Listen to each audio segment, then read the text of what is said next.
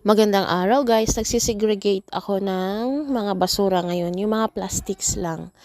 Kasi yung iba, yung mga bottles, yung mga empty bottles, yung mga glass, yung mga nabibiyak, hindi siya pwede itapon doon. Yung mga ano lang, yung mga plastic, yung mga cellophane, yun lang yung pwede, tsaka yung malinis.